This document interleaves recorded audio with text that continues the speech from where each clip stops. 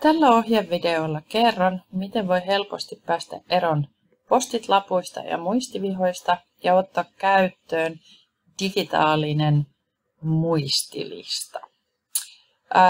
Puhutaan sellaisesta alustasta kuin Trello. Eli jos tämä ei ole tuttu sulle, niin kannattaa mennä tuonne Googleen ja kirjoittaa Trelloon, niin siellä saa erilaisia, siellä pystyy kirjautumaan ja tämä on ilmainen versio. Toki siellä ohjelma tarjoaa sitten aina maksullisia ja parempia vaihtoehtoja, mutta jos haet esimerkiksi tähän asiaan, eli omien tehtävien muistinpanoihin apuvälinettä, niin tämä ilmaisversio riittää vallan mainiosti. Mutta siihen kirjaudutaan. Itselläni tosiaan on nyt kirjauduttu tähän, niin tässä näytän, millä pystyy omat vaikka tehtävälistat tai omat to-do-listan tänne luomaan. Eli tämä on tosi helppokäyttöinen. Täällä on erilaisia pohjia. Täällä ensimmäisenä voi luoda taulun. Taululle pystyy ottamaan erilaisia taustakuvia, jos haluaa. Sitten kirjoitetaan sitten tämmöinen, että mitä tämä sun taulu tai mikä se nimi ja mikä se tehtävä on. Eli mä kirjoitan nyt vaikka tähän, että työpaikan muistilista. Työtila on tosiaan omat tehtävät ja näkyvyys on tosiaan yksityinen, eli tätä voi jakaa myös julkisesti, että muutkin ihmiset näkevät, mutta me laitetaan nyt yksityinen, koska haluan, että se on vain minulle näkyvissä. Nyt tähän tuli tällainen pohja. Tätä on tosi helppo käyttää.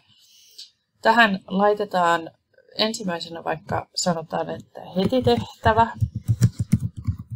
Eli tälle voi vaikka jakaa erilaisiin alueisiin tai sitten mikä sittenkin sinulle on. Esimerkiksi itselleni on paljon luettavaa, mitä pitäisi lukea ensi viikolla. Ei ihan mitä niin kuin vaan ikinä keksii.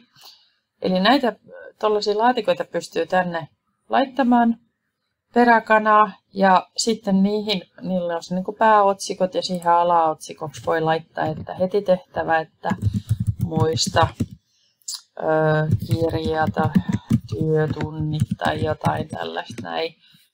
Ja sitten vaan seuraava kortti, eli aina kun se kortti on siellä, niin pystyy sitten laittaa sen alapuolelle lisää. Sitten esimerkiksi tässä voi olla lisät hoidetut,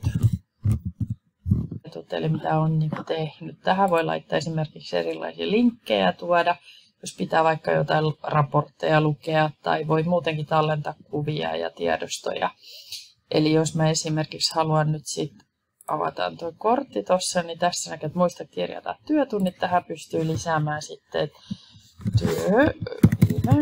viime kuukauden tunnit.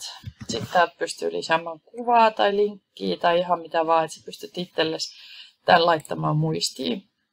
Sitten se jää sinne. Sitten kun sä olet sen hoitanut esimerkiksi, niin sä pystyt kätevästi siirtämään se raahaamalla tuonne hoidetut ja sitten sinne jää.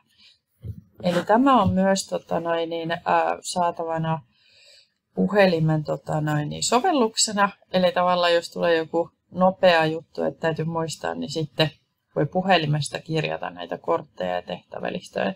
Niin sillä lailla sulla on niin kuin muistilista aina mukana. Se on tietokoneella, mutta se on myös puhelimessa. Ainakin itselleni tämä on tosi tarpeellinen ja muuten varmaan ehkä